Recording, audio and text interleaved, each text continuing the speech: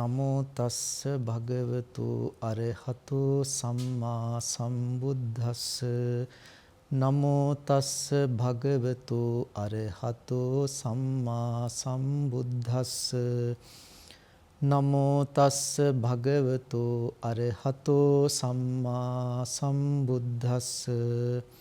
සුපින්වත්නි, බුදු කෙනෙක් ලෝකයට පහළ වෙන්නේ අපි දන්න සාමාන්‍ය කාරණා අපිට පැහැදිලි කරලා දෙන්න නෙවෙයි.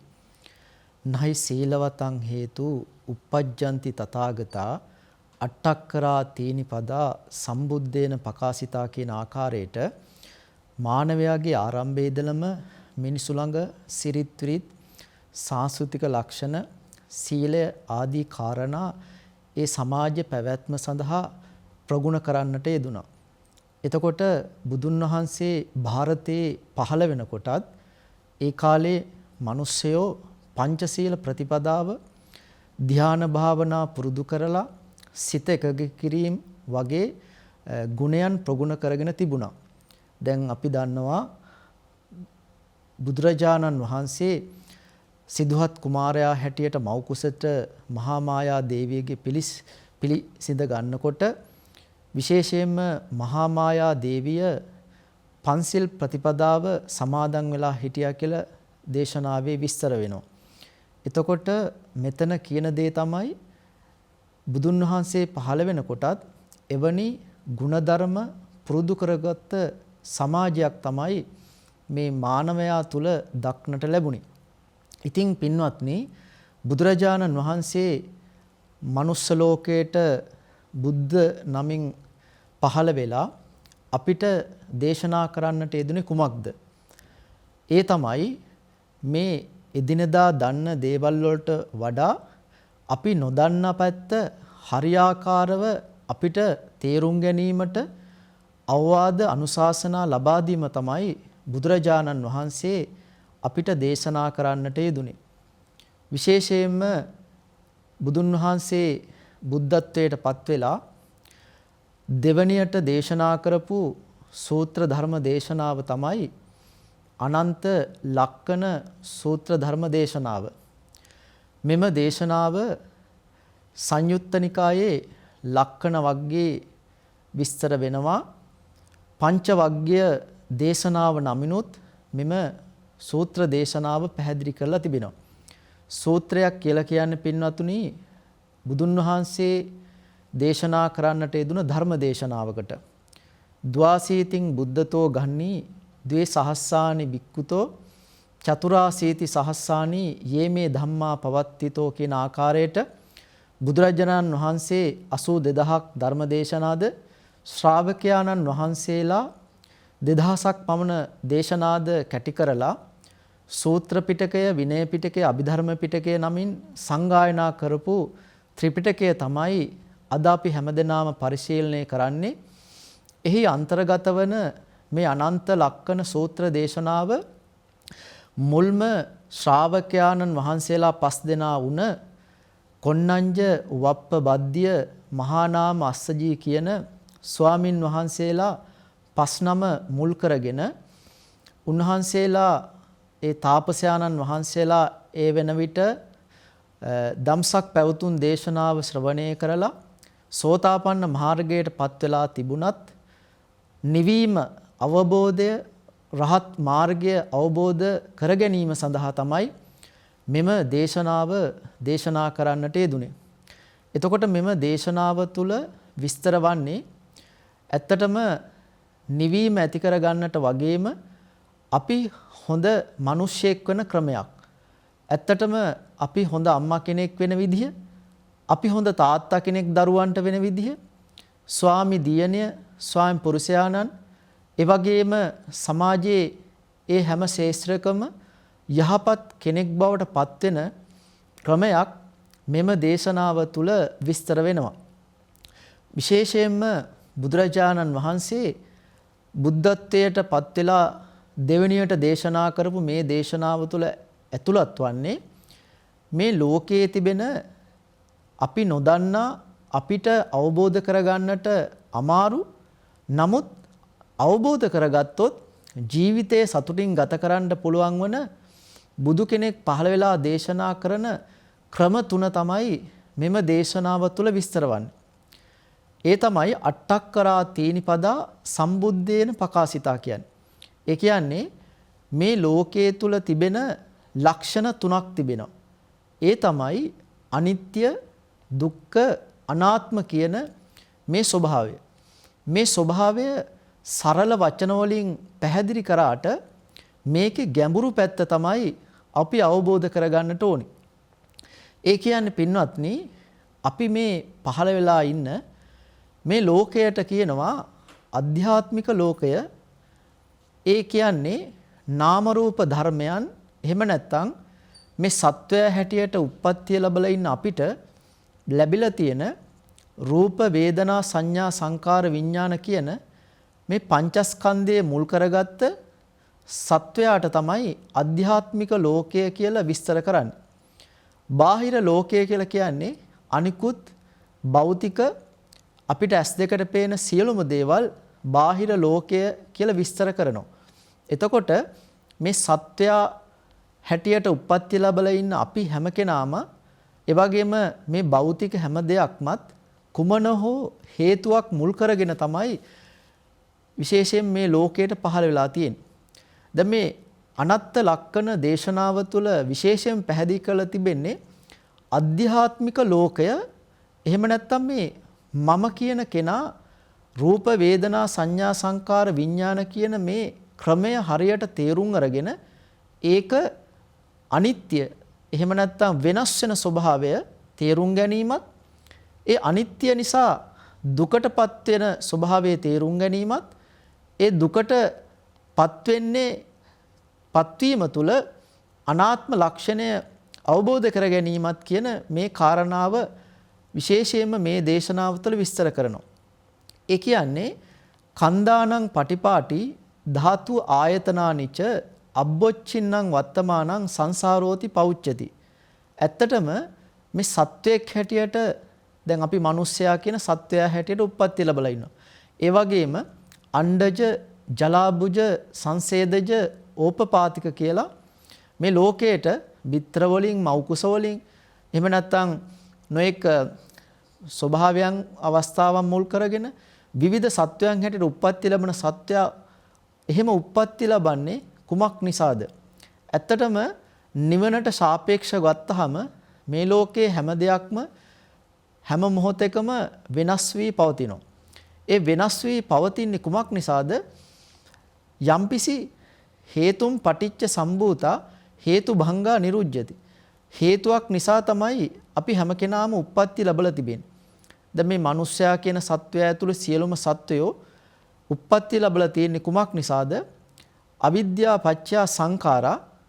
එහෙම නැත්නම් මේ චතුරාර්ය ශක්තිය දේශනාව හරියට පරමාර්ථ වශයෙන් අවබෝධ කරගත්ත නැති නිසා සංසාරයේ තුල අපි පින්පව් වශයෙන් ගොඩනැගීම හේතු කොටගෙන සංඛාර පත්‍ය වේදනා ඒ විඳින දේවල් නිසා විඥානයක්, වේදනා පත්‍ය විඥානං, විඥාන පත්‍ය සලායතනං, සලායතන පත්‍ය පස්සෝ, මේ විදිහට අපි පෙර කර්ම රැස් කරගෙන පෙර ජීවිතයේත් අපිට මේ වගේ රූපකයක් ලැබුණා. ඒ රූපකය තුල අපි ගොඩනගාගත්ත ඒ ශක්ති මුල් කරගෙන තමයි අපිට පුළුවන්කම ලැබිලා තියෙන්නේ මිනිස්සෙක් හැටියට උප්පත්ති ලබන්න.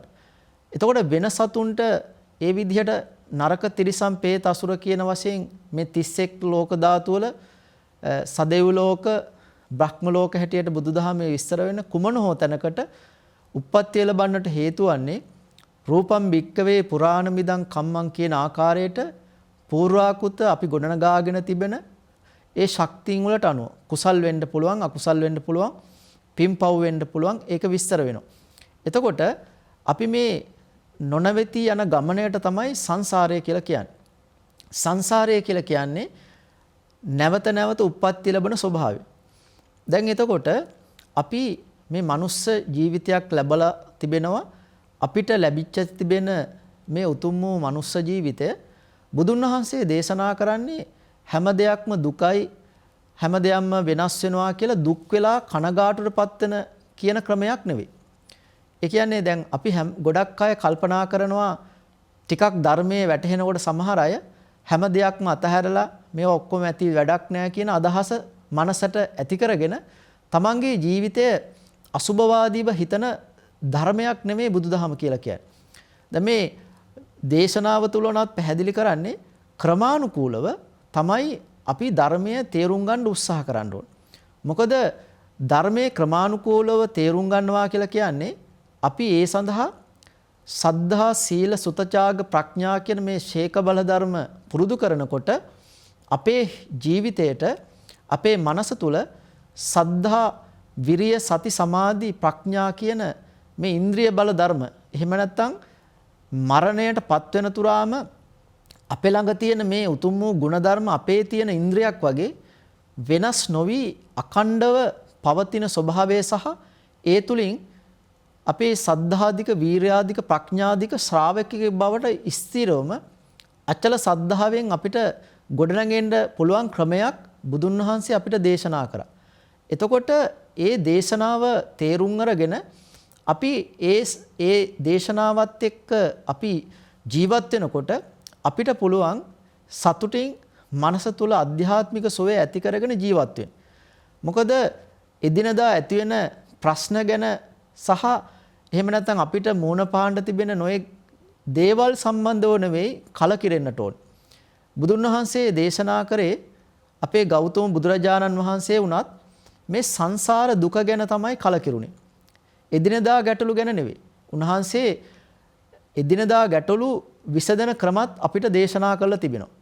ඒ කියන්නේ අපි සමහර දේවල් පිළිබඳව අනවශ්‍ය විදිහට කලබල වෙලා යෝනිසෝ මනසිකාරය නැතිව අනවබෝධයෙන් කටයුතු කිරීම නිසා හදිස්සි තීරණ ගැනීම නිසා තමයි එදිනදා ගැටලු ඇති වෙන්නේ. නමුත් මේ සංසාරය කියලා කියන්නේ දැන් අපි මිනිස්සෙක් හැටියට උප්පත්ති ලැබුව එක හොඳයි. නමුත් අපිට මෙතනින් පස්සේ අපි මොන තැනක උප්පත්ති ලැබයිද කියලා කියන්න බෑ. සමහර විට සතර අපායක වැටුනොත් මොනතරම් දුකක් තිබෙනවද? ඒ වගේම දැන් මේ මනුස්ස ලෝකයේ වුණත් අපිට සතුටින් ඉන්න ප්‍රමාණය අඩුයි. අපිට මොනතරම් ලෙඩ දුක් දැන් දුක්ඛ සත්‍යය තුළ විස්තර වෙනවනේ. ජාතිපි දුක්ඛෝ ජරාපි දුක්ඛං ව්‍යාධිපි දුක්ඛෝ මරණම්පි දුක්ඛං මේ විදිහට ඉපදෙන එක ලෙඩ වෙන එක මරණයටපත් වෙන එක මේ දේවල් අපි අත්දකින්නකොට තමයි ඒ දුක වේදනාව ඇති වෙන්නේ. ඒක තමයි ස්වභාවය. එතකොට දැන් මේක සංසාර ස්වභාවය තුළ තමයි මේ හැමදේම විස්තර කරන්නේ. හැබැයි මේ දුක කියලා කියන්නේ නිවනට සාපේක්ෂව සහ ඒ සත්වයන් හැටියට උප්පත්ති ලැබෙන අවස්ථාවන් වල ඇති වෙන දුක තමයි මෙතන බුදුන් වහන්සේ අවබෝධ කරගන්න කියලා දේශනා කරේ. මොකද මේ manuss ලෝකය කියන එක පරම දුර්ලභ උතුම් වූ අවස්ථාවක් හැටියට තමයි බුදුන් වහන්සේ අපිට දේශනා කරේ. දුර්ලභංච manussත්තා. මොකද වෙන මේ විශ්වයේ වෙන ලෝක ධාතු හැම එකකටම වඩා අපිට උසස් මනසක් පිහිටලා තිබෙනවා. එතකොට මේ මනස තුල හැම වෙලෙම තමන්ගේ සිත තුල කුසල සිතුවිලි සුභවාදී ආකල්ප යහපත් ආකල්ප ඇති කර ගන්නව නම් අපිට එදිනදා ඇති වෙන දුක පීඩණය අසතුට අතෘප්තිකර ස්වභාවය කියනවා ක්‍රමානුකූලව මගහැරෙනවා.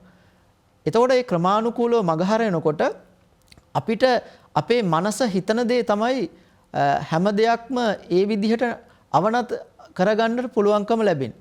විශේෂයෙන්ම මනෝපුබ්බං ගමා ධම්මා මනෝසෙට්ටා මනෝමයා කියන ගාථාව තුලත් චිත්තේන නීයති ලෝකෝ චිත්තේන පරිකස්සති චිත්තස්ස ඒක ධම්මස්ස සබ්බේව වසමන්වගෝ කියන ගාථා දේශනාව තුලත් විස්තර වෙනවා මනස මොනතරම් ප්‍රබලයිද කියලා. ඔබ පින්නතුනේ හැමදාම තමන්ගේ සිත තුල අවබෝධය එහෙම නැත්නම් අතීතයේ තියෙන අඩුපාඩුකම් සිතන් නැතුව අතීතයේ අත්දැකීමක් කරගෙන වර්තමානයේ තුල අවබෝධයෙන් කටයුතු කරනවා නම් ඔබගේ අනාගතයේ යහපත් කරගන්න පුළුවන් වෙනවා.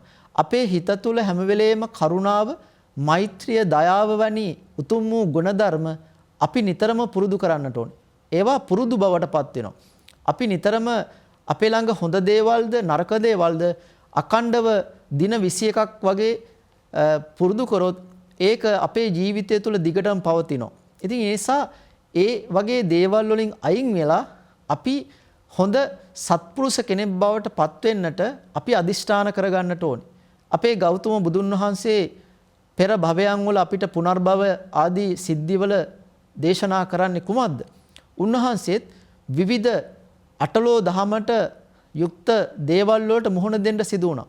ලාභ අලාභ, යස අයස, නිന്ദා ප්‍රශංසා, දුක සැප කියන මේ දේවල් වලට උන්වහන්සේට අත්දකින්නට උන්වහන්සේටත් සිදු වුණා. හැබැයි උන්වහන්සේ ඒවා යෝනිස මනසිකාර නුවණින් සහ සිහියෙන් එහෙම නැත්නම් කලබල වෙන්නේ නැතුව ඒවට මුහුණ දුන්නා. එහෙ මුහුණ දීලා උන්වහන්සේගේ අරමුණ උනේ තමන්ගේ ජීවිතයේ යහපත් කර ගැනීමත් ඒ වගේම ලෞකික ජීවිතයන් යහපත් කර ගන්නවා වගේම පරමාර්ථ වශයෙන් එහෙම නැත්නම් හිත දියුණු කරගෙන ක්‍රමානුකූලව ධර්ම මාර්ගයට යොමු වුණ ක්‍රමයක් තමයි උන්වහන්සේ සසර පුරාවට පුරුදු කරන්න යෙදුනේ. ඒ නිසා නිබ්බිද්දති විරජ්‍යති කියන ආකාරයට අපි ධර්මයේ තේරෙනකොට ක්‍රමානුකූලව අවබෝධයෙන් තමයි ඒවා පිළිබඳව මෙනෙහි කරන්න අපි උත්සාහ කරන්නට ඕන. එතකොට ක්‍රමානුකූලව අපිට ඇලෙන ගැටෙන මුලාවටපත් වෙන ස්වභාවය ටික ටික යටපත් කරගන්න පුළුවන්කම ලැබෙනවා. දැන් අපිට විමුක්තිය සොයා ගන්නට එහෙම නැත්නම් මාර්ගඵලලාභී තත්වයන් වලටපත් වෙන්න කියලා අපිට ආසාව තිබ්බටම ඒක මතු නොවෙන්න පුළුවන්. ඒ සඳහා අඛණ්ඩ අර ඉන්ද්‍රිය බල ධර්ම දියුණු කරනකොට කොයි මොහොතේ හරි ඒ තත්වයන් වලටපත් වෙනවා. දැන් විසාකා චරිතය ගත්තාම එක භවයක සක්කාය දිට්ඨිය ප්‍රහීන කරලා තියෙනවා. ඊළඟ භවයක විචිකිච්ඡාව ප්‍රහීන කරලා තියෙනවා. තව භවයක සීලබ්බත පරාමාස කියන ඒ ස්වභාවය ප්‍රහීන කරලා තියෙනවා. එතකොට මේ තුනම කැටි කරගෙන ඒ තුනම ප්‍රහීන කරපු කෙනෙක් හැටියට තමයි බුදුන් වහන්සේගේ දවස උප්පත්ති ලැබලා අවුරුදු 7කින් සෝතාපන්න මාර්ගයටපත් වුණ දියණියක් බවට පත් වුණේ. එතකොට ළමයිට වුණත් විවිධ ළමයි උප්පත්ති ලබන්න පුළුවන්. සමහරක ධර්ම ළමයිගේ ඒ ඥානය වැඩි. ඒකට කියනවා උග්ගටිතඤ්ඤ කියලා. සාමාන්‍ය ලකුණු වලින් ගත්තොත් ලකුණු 80ට වඩා 90ට වඩා ළමයි උපදින්න පුළුවන්.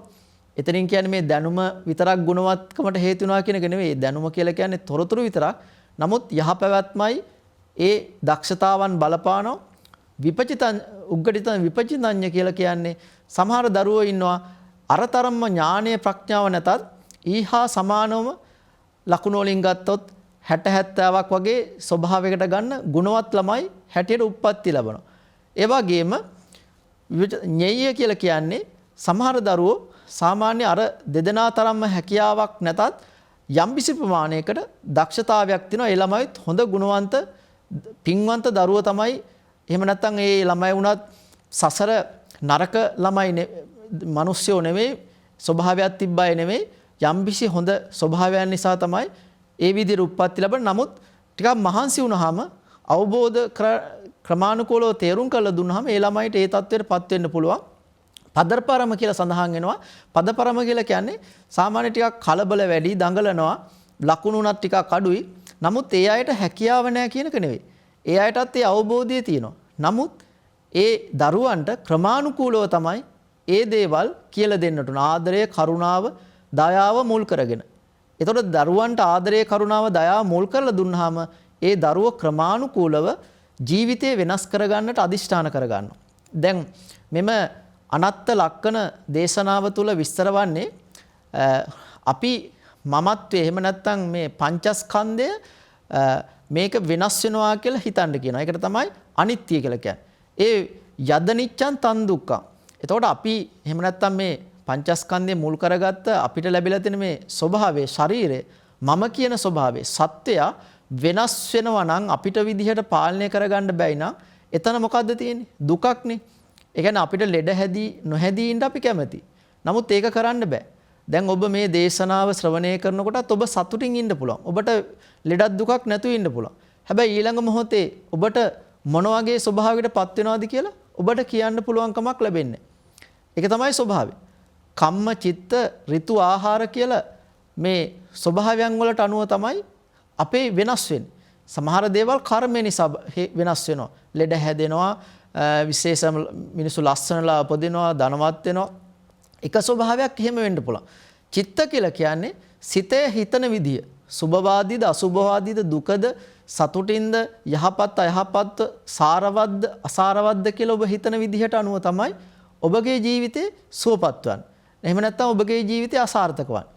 එතකොට ඍතු කියලා කියන්නේ තමන් ඉන්න ප්‍රදේශයන් වලට දේශගුණ විපර්යාසයන් වලට ඒ ස්වභාවික හේතු නිසා අපේ ජීවිතේ වෙනස් වෙන්න පුළුවන්.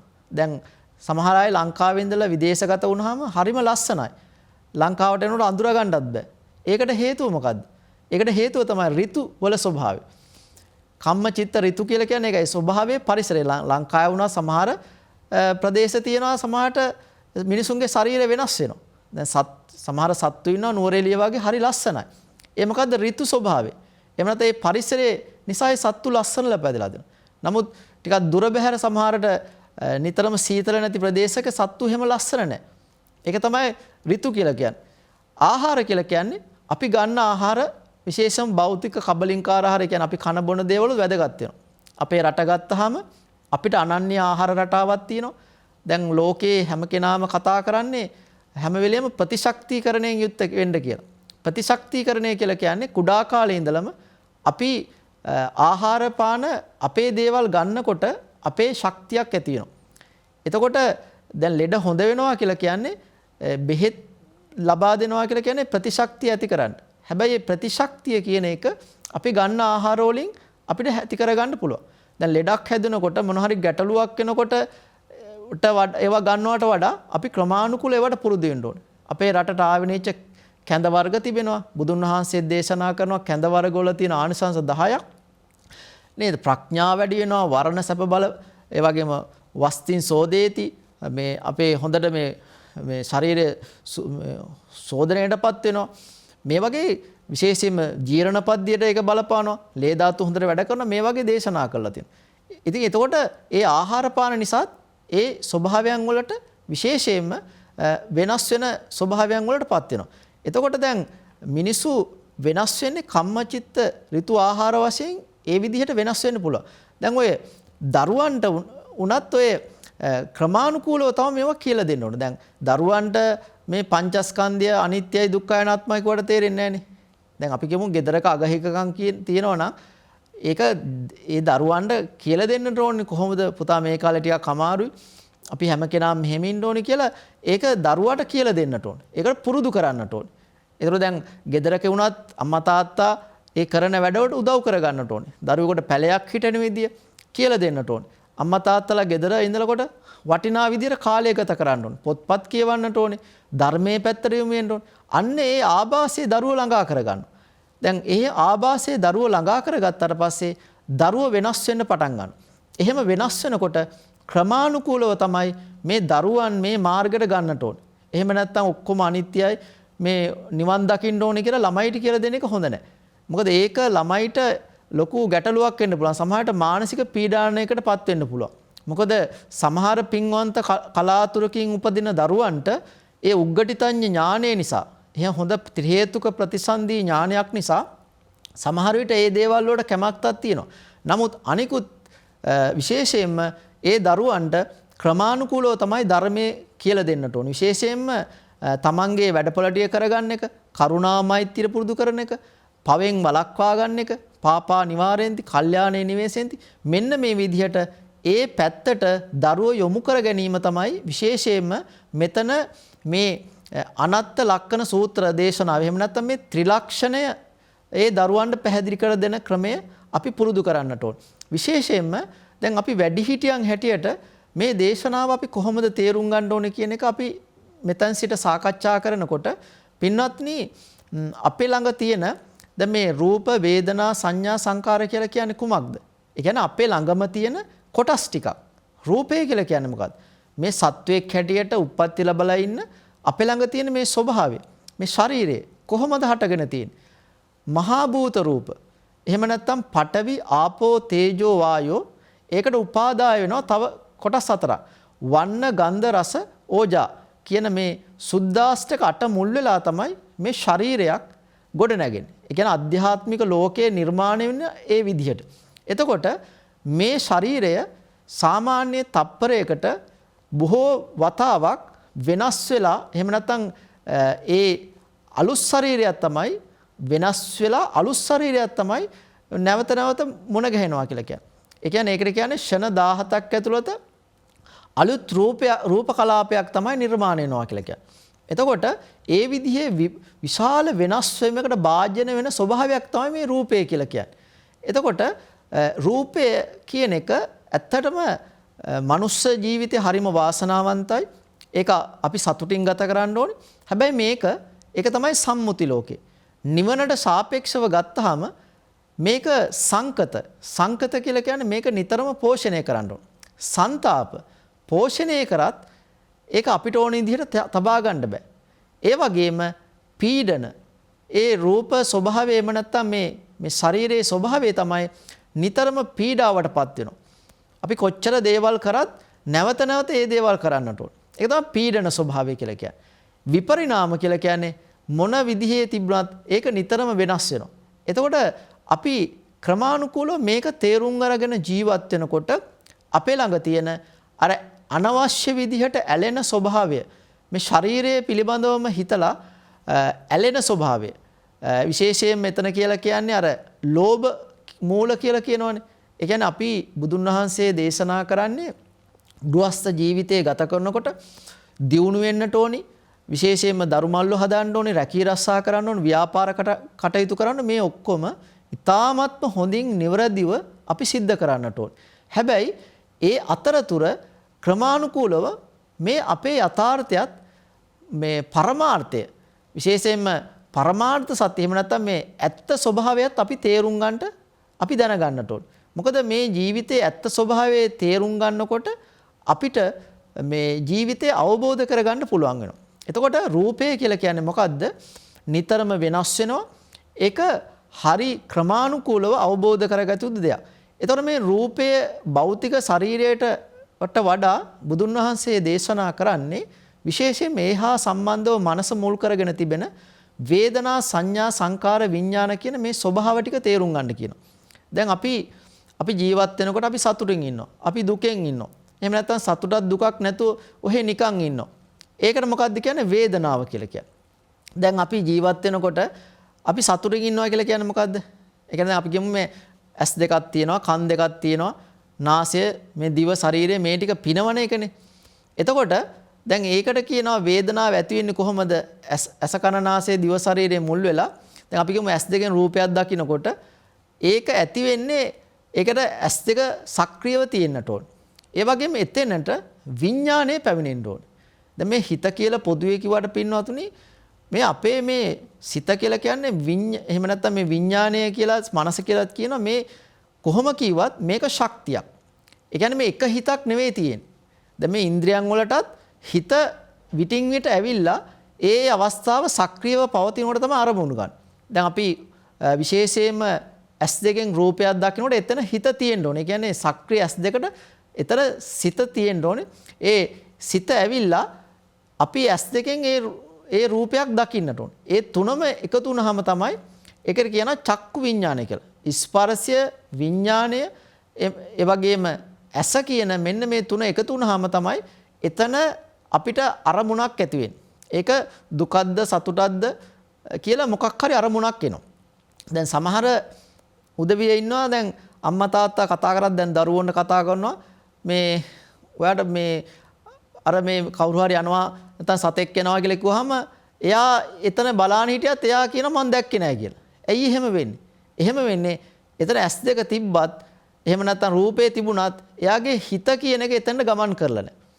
දැන් ඒ වගේම තමයි මේ කන කියන එකත්. දැන් කන වුණත් දැන් අම්මා හැම තාත්තා හැම කතා කරනකොට දරුවෝට ඇහුන්නේ නැහැ කියලා කියනවා. කතා කර ඇහුන්නේ නැද්ද කියලා. වෙන කාට හරි කිව්වහම ඇහුන්නේ නැද්ද කියලා කියනවා. ඇයි එහෙම වෙන්නේ? එහෙම වෙන්නේ එතන මේ දෙකම තියෙනවා. කනක් තියෙනවා, හඬකුත් තියෙනවා. හැබැයි එයාට විශේෂයෙන්ම ඒ වෙලාවේ එයාගේ හිත විඥානේ ඒකට සම්බන්ධ වෙලා නැහැ. ඒකයි එතන තියෙන්නේ. ඒ නිසා මේ ඉන්ද්‍රියන් අනිත් ටිකටත් එහෙමයි. මොන විදිහෙන් තිබ්බත් ඒක ස්වභාවය එහෙමයි. ඒ නිසා හැම වෙලේම මේ මනස කියන එක හැම වෙලේම එකඟ කර ගන්නට ඕන. ඒ කියන්නේ සමාධි පරිබාහිතෝ ප්‍රඥා. ඒ කියන්නේ හිත එකඟ වෙනකොට තමයි ඥානය වැඩි වෙන්නේ. එතකොට තමයි යෝනිසෝ මනසිකාරය. එහෙම නැත්නම් සිහි කල්පනාව ඇති වෙන්නේ. ඒ සිහි කල්පනාව නැති වෙන්නෙම අපේ ළඟ කලබල මනසක් ඇති වුණාම ඒ කලබල මනසක් ඇති වෙන්නේ අපේ අතීතයේ වුණ දේවල් ගැන දුක් වෙන එකත් අතීතං නානුසෝචන්ති කියන්නේ ඒකයි. අතීතය ගැන හිතන්න එපා. නප්පජප්පන්ති නාගතං. හෙට කරන දේවල්, හෙට ඔෆිස් යන දේවල්, හෙට වැඩ කරන දේවල්, හෙට කරන දේවල් ගැන සැලසුම් තියෙනවා. හැබැයි ඒක හෙට කරන දේ හෙට හොඳට කරන්න ඕනේ. හැබැයි ඒක හෙට මෙහෙම කරන්න ඕනේ කියලා දුක් වෙන්න හොඳ නැහැ. ඒක අදිෂ්ඨානේ තියා ගන්න ඕනේ. ඒක තමයි අනාගතය ගැන දුක් වෙන්න එපා කියලා කියන්නේ. සැලසුම් තියෙන්නට ඕනේ. ඒ වගේම පච්චුප්පන්නේන යාපෙන්ති තේනවන්නෝ පසීදති. හැබැයි අපි හැම වෙලේම මේ මොහොත තමයි අපි අවබෝධයෙන් ඉන්නට ඕනේ. සතුටින් ඉන්නට ඕනේ. යෝනිසෝ මනසිකාරයෙන් ඉන්නට ඕනේ. දැන් ඒක තමයි මෙතන කියන්නේ අර නාම රූප කියලා කියන්නේ සත්වයාට. අපිත් මනුස්ස සත්වයා. එතකොට අපිටත් තියෙන්නේ මේ රූප වේදනා සංඥා සංකාර විඥාන කියන මේ ස්කන්ධ ස්වභාවය. එතකොට නිවිච්ච කෙනෙකුට අපි කියමු රහතන් වහන්සේ නමකටත් මේ ටිකම තමයි තියෙන්නේ. එතකොට දැන් රහත් භාවයට පත් වෙනවා කියලා කියන්නේ උන්වහන්සේලාත් මේවා අරමුණු ගන්නවා. රූප දකිනවා. හැබැයි මොකද්ද වෙනස? උපාදානය කරගන්න. ඒ කියන්නේ අල්ලා ගන්නෑ. දැන් අපිට අල්ලා ගන්න එපා කිව්වට අපිට ඒක කරන්න බෑ. මොකද අපි ක්‍රමානුකූලව තමයි ඒකට ගමන් කරන්න ඕනේ. ඒක බුදුන් වහන්සේ නරකක් කියලා නෑනේ ගිහි පින්නතුන්ට. බුදුන් වහන්සේ දේශනා කරන්නේ රූපංච බික්කවේ අස්සාදෝ අබවිස්ස. ඒ කියන්නේ මේ රූපේ අත්තිබික්කේ රූපස් අස්සාදෝ. මේ රූපයේ ආස්වාදයක් තියෙනවා. අපි ඉන්ද්‍රයන් පිනවන්න ඕනේ. නොචේතම් බික්කේ රූපස් අස්සාදෝ අබවිස්ස නයිදම් බික්කේ සත්තා සාරජ්‍යයෝ. යම්බිසි කෙනෙකුට එහෙම සතුටක් නැත්තම් මේ manuss ලෝකෙ එහෙම දෙයක් නැත්තම් කිසි කෙනෙකුට ජීවත් වන්නවත් එපා කියනවා. ඒ කියන්නේ අස්සාද සතුටින් ඉන්න. හැබැයි සතුටින් ඉන්න ගාම ආදීනව වෙනස් වෙනවා කියලා හිතන්න. ඒ වෙනස් වෙනවා කියලා හිතනකොට නිස්සන ස්වභාවයේ තේරුම් ගන්න. ඒ කියන්නේ මනසින් අත්හරින්න.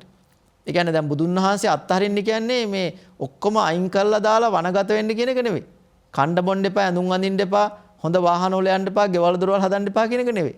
ඒක නිකන් අනවබෝධයෙන් ඇති වුණ දෙයක්. දැන් අනේ පිටිසුතුමාගේ චරිතය ගත්තාම එතුමා හොඳ බෞද්ධ ව්‍යාපාරිකෙන්න බුදුන් වහන්සේ කාලේ හිටියා. විසාකාව ගත්තොත් ඒතර ඔක්කොටම එහෙම අතහැරලා මහාන වෙන්න කියලා කිව්වේ නෑනේ. විසාකාව ගත්තාම දරුවෝ 20ක් හිටියා නේද? ඒ වගේ චරිත. ඒතර බුදුන් වහන්සේ කියන්නේ මේක ක්‍රමානුකූලව දාන කතං, සීල කතං, සග්ග කතං, කාමානං ආදීනවන් එක්කම්මේ ආනිසං සම්පකාසේති. ක්‍රමානුකූලව තමයි ධර්මය අවබෝධ කරගන්න ඕනේ. ඒකයි මම මුලින් කිව්වේ දරුවන්ට මනසට ගැළපෙන විදිහට ධර්මයේ තේරුම් ගන්න. අපි තරුණායට ගැළපෙන විදිහට ධර්මයේ පැහැදිලි කරන්න ඕනේ. වැඩිහිටියන්ට කියන්නේ පරිණතයිනේ. කියන්නේ ධර්ම ඥානය වැඩි. ඒ අයට ඒ සම්මුති පරමාර්ථ මේ වගේ ගැඹුරු දේවල් ගැඹුරු විදිහෙම තේරුම් ගන්න එක ඉතාමත් හොඳයි. එතකොට දැන් ජීවත් වෙනවා කියලා කියන්නේ අස්සාද ආදීනව නිස්සරණ සතුටින් ඉන්න වෙනස් වෙනවා කියලා දකින්න මනසින් අත්හරින්න. එතකොට මේ ලෝකයේ තියෙන යථාර්ථය තමයි ඕක. ඒ කියන්නේ මොකද්ද? විශේෂයෙන්ම පින්වතුනි මේ අනිත්‍ය දුක්ඛ අනාත්ම කියන ස්වභාවය තමයි හැම වෙලේම මේ ලෝකයේ තියෙන්නේ. දැන් බලන්න දැන් අපේ ශරීරය ගත්තත් අපේ සිතුවිලි ගත්තත් දැන් අපි කියන්නේ ශරීරය නිසා නැත්නම් රූපය නිසා අරමුණු ගන්නවා අපි. ඉන්ද්‍රියන් නිසා. ඒකට කියනවා වේදනාව. ඒ අරමුණුත් එක්කම සංඥා. ඒ කියන්නේ හැඳින ගැනීම ඇති වෙනවා. දැන් අපි කවුරු හරි දැක්කහම අපි ඒක ඇත්තක් නොවුනත් නැතත් යථාර්ථය නොවුනත් අපේ මනසට ගැළපෙන විදිහට අපි ගන්නෙ ගොඩක් දුරට. ඒ කියන්නේ පස්සේනේ මට ඒක පැහැදිලි වුණ නැහැ කියලා කියන්නේ ගොඩක් අය. ඒ කියන්නේ දැන් අපි ගත්තාම දැන් අපි දුර යනකොට සමහර අය අපි කියමු සමහර අය කළුවරට බය වෙනවා. සමහර රූපයන් වලට. ඇත්තටම ඇති ඒක গুপ্ত දෙයක් නෙවෙයිනේ. එයා ඒකට මේ අනවශ්‍ය විදිහට අනවබෝධය නිසා එයා කලබල වුණා. ඒ කියන්නේ අපි ගන්න දේවල් ඒක අනිවාර්යයෙන්ම හොඳ අවබෝධයකින්ම නෙවෙයි සමහර ගොඩක් අය ගන්න. ඒකට කියනවා සංඥා. සංකාර කියලා කියන්නේ අර අරමුණුත් එක්ක සංඥාවත් ආපු ගාම ඒක කුසල් අකුසල් පින්පව් එහෙම නැත්නම් ඒක හොඳ නරකක් හැටියට ගන්නකොට ඇති වෙනවා සිතුවිලි. සංඛාරා පච්ච ඒ කියන්නේ වේදනා සංඥා සංකාර විඥාන. විඥාන කියලා කියන්නේ එතකොට මේක මේ හිත කියන එක ඒ අරමුණුත් එක්කම දන්වැලක පුරුකක් වගේ අඛණ්ඩව ගමන් කරනවා. එකම හිත නෙවෙයි. මේ යනකම්ම මරණාසන චුතිසිත දක්වාම කම්ම නිමිති ගති නිමිති හැටියට පහළ වෙන අවස්ථාව දක්වාම මේ ක්‍රමානුකූලව මේ විඥානයේ ක්‍රියාකාරීත්වය තියෙනවා. ඒ කියන්නේ එකම හිත නෙවෙයි. හැබැයි ඒ හිත නොවුනට නචසෝ නචාඤ්ඤෝ කියන ආකාරයට ඒ නොහිතුවට අතීතයට ඒක සම්බන්ධ වෙනවා. ඒක අතීතයට බලපන. ඒ නිසා බුදුන් වහන්සේ දේශනා කරන්නේ මේ අනත්ත ලක්කන සූත්‍ර දේශනාව කියලා කියන්නේ රූප වේදනා සංඥා සංකාර විඥාන කියන මෙන්න මේ ස්වභාවය. එහෙම නැත්නම් මේ සත්වයාට තියෙන මේ ස්වභාවය නිසා ඇතිවෙන දේවල් වලට අනවශ්‍ය විදිහට ඇලෙන්න ගැටෙන්න මුලාවටපත් වෙන්න එපා කියන. මොකද ඒකේ ඇත්තටම දැන් අපි ඒකට එහෙම අපි ඇලෙන්න ගැටෙන්න මුලාවටපත් වෙන්නේ ඇයි? මේක වෙනස් වෙනවා කියන එක ගැඹුරින් තේරුම් ගන්න බැරි නිසා. වෙනස් වෙනවා කියන එක ගැඹුරින් තේරුම් ගන්න එකට තමයි අනිත්‍ය කියලා කියන්නේ. අනිච්ච කියලා කියන්නේ ඒක වෙනස් වෙනවා. ඒ කියන්නේ මේ යම්කිසි හේතුවක් නිසා හටගත්ත හැම දෙයක්ම සබ්බේ සංඛාරා අනිච්චාති යදා පඤ්ඤාය පස්සති. යම්කිසි කෙනෙක් මේ හැම දෙයක්ම වෙනස් වෙනවා කියලා දකිනවනම් අත නිබ්බින්දති දුක්ඛේ ඒස ධම්මෝ විසුද්ධිය. ඒක අවබෝධ කරගන්න කෙනාට තමයි ක්‍රමානුකූලව සීල සමාධි ප්‍රඥා පුරුදු කරලා චතුරාර්ය සත්‍ය පාදක අවබෝධයෙන් නිවීම ඇති කරගන්න පුළුවන්කම ලැබෙනවා. ඇත්තටම නිවීම කියලා කියන්නේ පින්නතුනි පීඩණයකින් ගන්න පුළුවන් දෙයක් නෙවෙයි. ඒකට ක්‍රමානුකූලව අපි මේ සසරත් පිනක් තියෙන්න ඕනේ. කුසලයක් තියෙන්නත් ඕනේ. ඒ සඳහා අකණ්ඩව කැමැත්තක් ඡන්ද චිත්ත විරිය විමර්ශා කියන ඒ සංකල්පත් තියෙන්න ඕනේ. ක්‍රමානුකූලව ඒ විදිහට අපි අකණ්ඩව ඒ සඳහා මාර්ගයේ ගමන් කරනකොට නිවීම ඇති කරගන්න පුළුවන්කම ලැබෙනවා. ඒතර නිවීම අපේ ළඟම ඇති වෙන දෙයක්. ඒ කියන්නේ අපිට ඒක ක්‍රමානුකූලව ඇති වෙන්නට ඕන. දැන් විශේෂයෙන්ම දැන් මේ අනත්ත ලක්කන දේශනාව. එහෙම නැත්නම් මේ අනත්ත ලක්කන දේශනාවේ අනත්ත කියලා කියන්නේ මොකද්ද? මෙතන ආත්මයක් නැහැ. ආත්ම කියලා කියන්නේ එක දිගට පවත්වන අපිට ඕන විදියට පවත්වා ගන්න පුළුවන් දෙයක් නැහැ කියන එකනේ. ඒ කියන්නේ මේ මනස මුල් වෙච්ච මේ ලෝකේ හැම දෙයක්ම අපිට ඕන විදියට පාලනය කරගන්න බැරි ස්වභාවයේ පවතින දෙයක් කියන එක තමයි මේ ආත්ම සංකල්පය අනත්ත කියලා කියන්නේ. ආත්ම කියලා කියන්නේ හැම දෙයක්ම කුමන හෝ දෙයකට කුමන කෙනෙක්ගේ බලයට හරි හැම දෙයක්ම මේ විශ්වයේ සිද්ධ වෙනවා කියන ස්වභාවය තමයි ආත්ම කියලා කියන්නේ. එතකොට බුදුදහමේ ආත්ම සංකල්පයක් උගන්වන්නේ නැහැ. අනාත්ම සංකල්පයක් තමයි උගන්වන්නේ. ඒක ඉගෙන ගන්නට නම් මේ නාම රූප ධර්ම තේරුම් ගන්න ඕන. දැන් අපි විශේෂයෙන් මෙතන කියනවා මේ රූප මේ ශරීරයට කියන්නේ රූපය කියලා. ඒක විස්තර කරන්නේ බුදුදහමේ පේන පින්ඩ උපමා රූපං. මේ රූපය කියලා කියන්නේ පෙන පිටක් වගේ හිතන්න කියනවා. මම කියන්නේ මේ ළමයිට තරුණ අයට මේවා කියන්නම කියන එක නෙවෙයි. ඒ අය ධර්ම අවබෝධය තියෙනවා නම් පැහැදිලි කරන හොඳයි. හැබැයි ඔබ වැඩිහිටි පරිණත ධර්ම ඥානය තියෙනවා මේ විදිහට අධ්‍යයනය කරන්න. මේක ශරීරය කියන්නේ පෙන පිටක්. ඇයි පෙන පිටක් කියලා කියන්නේ? මේක හැදිලා තියෙන සුද්ධාෂ්ටක වලින්. ඒ කියන්නේ මේ දැන් පඨවි කිව්වහම දැන් අපි කියනවානේ මේ විශේෂයෙන්ම කේසා ලෝමා නකා දන්තා තචෝ මන්සන්නහරු අට්ටි මිජ්ජා වක්කං හදයන් යකනං කිලෝමකම් පිහකම් පප්පාසං අන්තං අන්තගුණං උදරියං කරේසං පිත්තං සෙම්මා මේ විදිහට විස්තර කරනවානේ. ඒ කියන්නේ මෙතන කියන්නේ තද ගතිය කියලා කියන්නේ ශරීරයේ තද ස්වභාවයක් තියෙනවා. තද ස්වභාවයන් ওই දත් මේ වගේ ගත්තාම අස්ති ගත්තාම 70%ක් මේ කියන්නේ 97ක් විතරම ශරීරයේ පටවි ගතියෙන් තියෙන ඒ 20ක් විතර තියෙන කොටස් ඒවා 97%ක්ම තද ගතියෙන් තමයි තියෙන්නේ. හැබැයි මේ ආපෝ තේජෝ වායෝ කියන ස්වභාවයක් තියෙනවා. දැන් ආපෝ කියලා කියන්නේ මොකද්ද? පටවි ආපෝ කියන්නේ වැගිරෙන එක. කඳුළු ගත්තාම ලේ ගත්තාම මේ වැගිරෙන ස්වභාවයක්. ඒ වගේ ස්වභාවයන් ටිකක් තියෙනවා. එතකොට ඒ වැගිරෙන ස්වභාවයන් විශේෂයෙන්ම 12ක් විතර වගේ දක්වන්න ලැබෙනවා. ඒ වගේම තව තියෙනවා තේජෝ. තේජෝ කියලා කියන්නේ මේ සංතාප්පන තේජෝ, ජීරණ තේජෝ ධාතුව, පාචක තේජෝ ධාතුව ඒ වගේ විස්තර කරන හතරක් තිබෙනවා. සංතප්පන, සංතාපන මේ විදිහට විස්තර කරනවා. එතකොට අපි ආහාර පාන ගන්නේවා දිරවන්නට මේ ශරීරයේ තියෙන ඒ ස්වභාවයන් හරියාකාරව පවත්වා ගන්න මේ ස්වභාවය හේතුන ඒවා හතරක් තිබෙනවා. තේජෝ ස්වභාවය. එතකොට මේ වායෝ කියලා කියන්නේ කුමක්ද? මේ කොටස් හයක් තියෙනවා. උද්දංගමා වාතා, අදෝගමා වාතා, කුච්චසියා වාතා, කොට්ටාසයා වාතා, ආස්වාස පාස්වාස කිරීම. ඒ කියන්නේ කුස තුල ඇති වෙන මේ වාතය, ඒ වගේම ශරීරයේ මේ උදරය තුල තියෙන මේ ශරීරයේ පුරාවට තියෙන මේ වාතය, ඒ වගේම මේ විදිහට කොටස් 6ක් විස්තර වෙනවා. ඒ කියන්නේ අපේ වාතය පිළිබඳව අපි හැම කෙනාම දන්නවනේ ස්වභාවය. එතකොට මෙන්න ටික මේ මහා භූත රූප.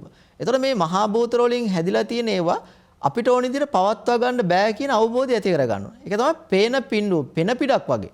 ඒ වගේ මේකට සම්බන්ධ මේ උපාදාය රූප මේ පඨවි තේජෝ වායෝ වන්න ගන්ධ රස ඕජා කියන මේ ස්වභාවයක් තියෙනවා මේකත් එක්ක. මේවා වෙන් කරන්න බෑ.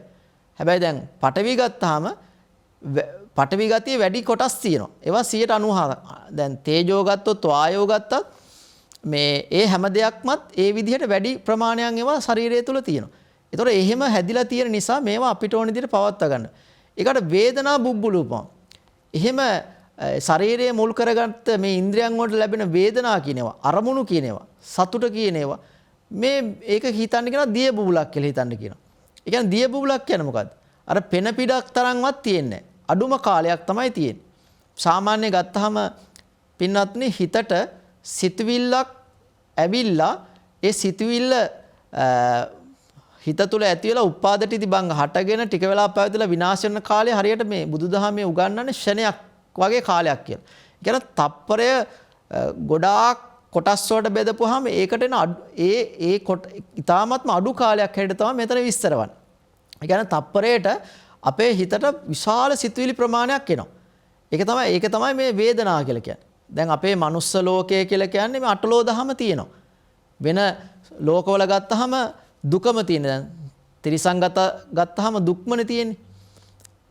ඒ වගේම තව ගත්තාම ඔය අපාගත තැන්වල ඊටත් වඩා දුක් ස්වභාවයන් තියෙනවා. හැබැයි මනුස්ස ලෝකේ අටලෝ දහම දුක සැප ලාභ අලාභ යසායස නිന്ദා ප්‍රසංස.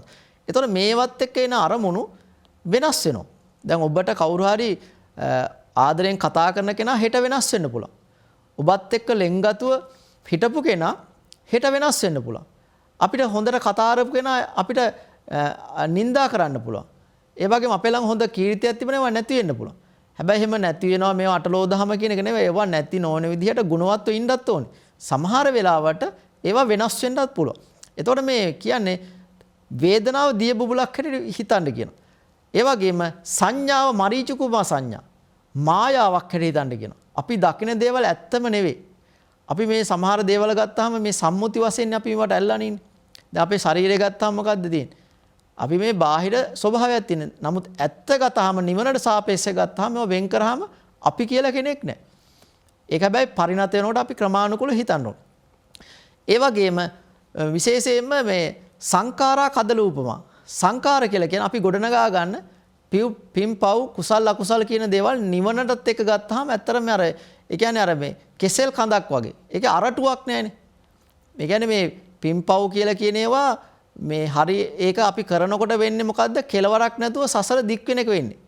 හැබැයි අපි හිත මේ කුසල මූල ගොඩනගොත් අලෝභ මූල, අදෝස මූල,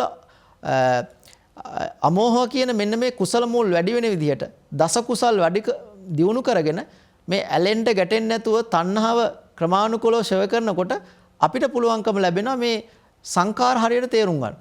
ඒතකොට විඥාන මායූපවංච විඥාන මේ විඥානය කියන එක ඒ වගේම මායාවක් හැටියට හිතන්න කියනවා.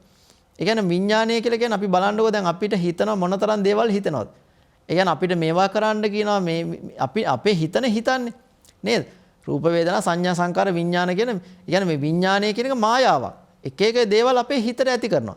හැබැයි සම්මා දිට්ඨික ඥාණයෙන් ගැඹුරු ප්‍රඥාවෙන් ඉන්නවනම් එයාට ඒ මොන දේවල් ආවත් ඒක ක්‍රමානුකූලව හරි පැත්තට යොමු කරගන්න පුළුවන්කම ලැබෙනවා. ඉතින් ඒ නිසා පින්නතුනි මෙන්න මේ නිසා තමයි මෙන්න මේ පංචස්කන්ධය කියන එක මේ විදිහට දකින්න කියනවා. මේ විදිහට දැකලා මේ නිසාම මෙන්න මේ වගේ ස්වභාවයේ දකින්න කෙනාට ඊළඟට බුදුන් වහන්සේ දේශනා කරනවා හිතන්න කියලා මේක අනිත්‍යයි. මේවා වෙනස් වෙනවා. ඒ කියන්නේ මේවා හටගෙන තියෙන්නේ යම්කිසි හේතුවක් නිසා. ඒ නිසා මේවා වෙනස් වෙනවා නම් ඒ වෙනස් වෙනකොට මොකක්ද ඇති වෙන්නේ? සතුටක් ඇති වෙන්නේ නැහැ. දැන් හොඳ පැත්තට ඇති වුණොත් තමයි සතුට ඇති වෙන්නේ. හැබැයි හැම දෙයක්ම අපිට ඕන විදිහට නෙවෙයි වෙනස් වෙන්නේ. හැබැයි මෙතන කියන්නේ මේ බුදුන් වහන්සේ මේ මෙතන මේ වෙනස් වෙනවා කියලා කියන්නේ අයහපත් විදිහට වෙනස් වෙන එක. ඒ අයහපත් වෙන විදිහට වෙනස් වෙනකොට එතන මොකක්ද ඇති වෙන්නේ? සතුටක් නෙවෙයි. යද්ද නිච්ඡන් තන් දුක්ඛ. දුකක් ඇති වෙන්නේ. දුකක් ඇති වුනහම එතන මොකක්ද ඇති වෙන්නේ? එතන දිගට පවතින ස්ථිරසාර අපිට ඕන විදිහට පවත්වා ගන්න පුළුවන් ස්වභාවයේ දෙයක් නැහැ. ඒ කියන්නේ අපි ගත්තත් හිත ගත්තත් මේ ලෝකේ භෞතික හැම දෙයක්ම අපිට ඕන විදිහට අවනත කරගන්න බෑ. ඒකට කියනවා අනාත්මයේ තේරුම් ගන්න කියලා. කියන්නේ ආත්ම සංකල්පයක් නැහැ. දැන් අපි ගිහින් ඉපදිලා මිය ගිහින් ඉපදෙන්නේ අපිම වගේ නෙවෙයිනේ. ඒ හැකියාව යම් කිසි ප්‍රමාණයක් තියෙන්න පුළුවන්. නමුත් අඩු වැඩි වෙලා ඒ පුනර්භව සම්බන්ධ වෙනවා. නමුත් අඩු වැඩි වශයෙන් තමයි අපි උප්පත්ති ලබන්නේ. හොඳ දේවල් කරොත් හොඳ ශක්තියක් ඇතුව අපිට උප්පත්ති ලබන්න පුළුවන්කම ලැබෙනවා. ඒතකොට දැන් මේ දේශනාවේ ඒ නිසා තමයි බුදුන් වහන්සේ දේශනා කරන්න මේ රූපංච හිදම් බික්කවේ රූපංච හිදම් බික්කවේ අත්තස්සාබාදු. මේ රූපය කියන එක එහෙම නැත්නම් වේදනා සංඥා සංකාර කියන හැම දෙයක්ම මේ අපිට ඕන විදිහට පවත්වා ගන්න බෑ. එහෙම අපිට ඕන විදිහට පවත්වා ගන්න බැරි නිසා තමයි එතන කියන්නේ මොකද්ද? නයිදං රූපං ආබාධාය සංවත්තේය. එතකොට අපිට ඕන විදිහට පවත්වා ගන්න බැරි නිසා තමයි මේවා ත්‍රිලක්ෂණයට අනුගත වෙන නිසා මෙතන මොකද්ද හැම වෙලෙම ආබාධ දුක් ගැටලු ප්‍රශ්න කම්කටොළු අපිට ඇති වෙන්න පුළුවන්. ඒ ඇති වෙන එක ක්‍රමානුකූලව නැති කර ගන්න බුදුන් වහන්සේ දේශනා කරේ කුමක්ද? මේක අනිත්‍ය දුක්ඛ අනාත්ම වශයෙන් මෙනෙහි කරන්න කියනවා. ඒ සඳහා විදර්ශනා භාවනා මෙනෙහි කරන්න ඕන. දැන් සම්මුති කියලා කියන්නේ අපි සාමාන්‍ය සරල භාවනාව පුරුදු කරන එක. ඒ තුලින් හිත යම්කිසි ප්‍රමාණයක එකක වෙනවා. සමත භාවනා කමඨහන් තියෙනවානේ 40ක්. අපි උදාහරණයක් වශයෙන් ගත්තාම බුද්ධානුස්සති කියන කමඨහන ගත්තාම බුදුන් වහන්සේ මේ මෙනෙහි කරගෙන අපි භාවනා කරනවා නම් උන්වහන්සේගේ ගුණයන් එක්ක උන්වහන්සේගේ රූපයන් මැවිලා අපිට ඒක දිනු කරගන්න පුළුවන්. බුද්ධානුස්සති භාවනාව තුළ. ධම්මානුස්සතිය, සංඝානුස්සතිය මේ විදිහට ඒ කමඨහන් තියෙනවා. හැබැයි ඒ කමඨහන් වලින් අපි පරිණත වෙනකොට නවතින්න හොඳ නැහැ. අපි පුරුදු වෙන්නට ඕනේ මොකද්ද? සතර සතිපට්ඨාන ධර්ම දේශනාව. ආදී විදර්ශනා ඥානය වඩන්න අපි පුරුදු කරන්නට ඕනේ. කායානුපස්සනා, කය දකින්නට ඕනේ. කොහොමද? මේ රූප වේදනා සංඥා සංකාර විඥාන ස්වභාවය. ඒතකොට අපි ඒවා උපාදානය කරගන්නවා. රහතන් වහන්සේලා නිවිච්ච කෙනා නිවිච්ච උත්තමයාණන් වහන්සේ නම ඒවා උපාදානය කරගන්නේ. එතකොට උපාදානය කරගන්නේ කුමක් නිසාද? අවිද්‍යාව නිසා. අවිද්‍යාව නිසා කියලා කියන්නේ මොකද්ද? අවිද්‍යාව කියලා කියන්නේ මේ ලෝකේ හරි අවබෝධයක් නැති නිසා. ඒ කියන්නේ අවබෝධය කියලා කියන්නේ මොකද්ද? මේ සංකිට්ඨේන පංච උපාදානස්කන්ධා දුක්ඛ. මේ ස්කන්ධකට තියෙන මේ ධාතු ආයතන වශයෙන් හටගන්න පංචස්කන්ධ ආදී ලෝකයේ පිළිබඳව හරි අවබෝධයක් නැති වෙනකොට තමයි අපිට අර අවිද්‍යාව ගොඩ නැගෙන්නේ. ඒතකොට අවිද්‍යාව නැති කරගන්න නම් මොකද්ද කරන්න ඕනේ? සම්මා දිට්ඨික ඥානය ඇති කරගන්න. සම්මා දිට්ඨිය කියලා කියන්නේ යහපත් අවබෝධයක්. ඒ කියන්නේ නුවණ කියන්නේ දැනුමනේ ඒක නෙවෙයි. දැන් නුවණ කියන්නේ තොරතුරු ටිකක් තියෙන එක. දැන් උපාදි තියෙන හොඳ තත්ත්වයන් වල ඉන්න කට්ටිය මොනතරම් අඩුපාඩු කරනවද? හැබැයි උපාදියක් මේ එහෙම නැත්තම් සහතික නැති ගුණවත් මිනිස්සු කොච්චර ඉන්නවද? මෙතන කියන්නේ මේ හිත තුළ නිවීම ඇති කරගන්න ඥානය පහළ කරගන්නට විශේෂයෙන්ම ඇති කරගන්න ඕනේ මොකද්ද? ගුණවත්කම. ඒ ගුණවත් කියලා කියන්නේ සම්මා දිට්ඨික ඥානය. ඒතකොට සමත භාවනා ක්‍රම පුරුදු කරනවා වගේම විදර්ශනා ඥානයත් පුරුදු කරනවා. විදර්ශනා කියලා කියන්නේ සතර සතිපට්ඨාන කායानुපස්සනා, වේදනානුපස්සනා, චිත්තානුපස්සනා, ධම්මානුපස්සනා හැටියට මෙනෙහි කරනවා. ඉතින් ඒ ගැඹුරු දේවල් වලට අපි කාලය වෙන් කරගෙන ඉන්න එක හොඳයි. නැත්තම් ඔබට ක්‍රමානුකූලව එදිනදා ඔබ ඉන්න නිවස තුල ඔබ රැකියාවක් කරනවා නම් එතන යාහන වාහනයක ගමන් කරනකොට ඔබට හිත එකක කරගෙන මේ ධර්ම ඥානෙ දියුණු කරගන්න පුළුවන් වෙනවා. දැන් අපි දන්නවා සංසාරේ අපි හැම කෙනාටම යම්කිසි ශක්තියක් අපේ ළඟ තියෙනවා. ගෙනාපු ශක්තියක්. ඒ ශක්තිය වැහිලා තියෙන. ඒ වැහිච්ච ශක්තිය මතු කරගන්න ඕනේ. ඒ වැහිච්ච ශක්තිය කුසල ශක්තිය මතු කරගන්න අපි දාන සීල භාවනා සීල සමාධි ප්‍රඥා පුරුදු කරන්න ඕනේ. දැන් ඒකනේ සරියුත් මහරහතන් වහන්සේ රහත් භාවයට පත් උනේ කුමකින්ද? දීඝනක කියන එක්තරා බමුණෙකුට බුදුහාමුදුරුවෝ ධර්ම දේශනා කරන ඒ දේශනාව ශ්‍රවණය කරගෙන ඉඳලා ඒ මොහොතේ හිත සමාධිගත කරගෙන පූර්වාකෘත කුසල ශක්තිය අවබෝධ මේ ඇති කරගෙන ඒ මොහොතේම රහත් භාවයට පත් වුණා. ඒ කියන්නේ පින්වත්නි අපේ ළඟේ ගුණය තියෙනවා. ඒක මතු කරගන්න ඕන. ඒකට අපි කලබල වෙන්න එපා. මේ කාර්යබහුල ජීවිතේනවත් පොඩ්ඩක් කාර්යබහුල වැඩ කරන්න ඕන. නමුත් ඒක නැති කරගන්න පුළුවන්. ඒ නැති කරගන්න ඕනේ අපේ හිත අපි කරන දෙයට ඒ මොහොතේ හොඳට ඒවා කරලා අපි ඒවට මුහුණ දීලා එතනින් අයින් කරගන්න එක. ඒ තුලින් තමයි අපිට ක්‍රමානුකූලව මේ විදර්ශනාව ඇති කරගන්න පුළුවන්කම ලැබෙන්නේ අර පරමාර්ථ කියලා කියන්නේ ඒකයි. ඇත්ත తත්වේ තේරුම් ගන්න පුළුවන්කම ලැබෙන. එතකොට දැන් මේ විශේෂයෙන් මේ බුද්ධ දේශනාවේ තියෙන දෙවැනි සූත්‍රය තමයි අනත්ත ලක්කන සූත්‍රය. මේ දේශනාව පස්වග මහණුන්ට තමයි දේශනා කරේ. විශේෂයෙන්ම අර බුද්ධ කාලයේ තිබිලා තියෙනවනේ වරණ සහ අසි කියලා ගංගා දෙකක්. ඒ ගංගා දෙකට මැදි වෙලා තමයි අර වාරාණසි බාරාණසි බරණැස් කියලා නුවර මේ නිර්මාණය කළ තියෙන්නේ. එතකොට එතන පුරාණ ඒ තිබිලා තියෙන ධම්මික කියලා ස්තූපයක්. එතන ඉඳලා තමයි මේ දේශනාව බුදුන් වහන්සේ දේශනා කරේ. ඒ කියන්නේ ක්‍රමානුකූලව මේ රූප වේදනා සංඥා සංකාර විඥාන හැදුන විදිය. මේ සංසාරය කියලා කියන්නේ කොහොමද? සංසාරය කියලා කියන්නේ මේ කන්දානම් පටිපාටි ධාතු ආයතනානිච අබ්බොච්චින්නම් වත්තමාන සංසාරෝති පෞච්චති. ඒ කියන්නේ අපි යම්කිසි අතීතයේ හිටියනම් සත්වයක් කියලා ඒකට අතීත සංසාරේ. දැන් අපි මේ ඉන්නේ කොහෙද? වර්තමාන සංසාරේ.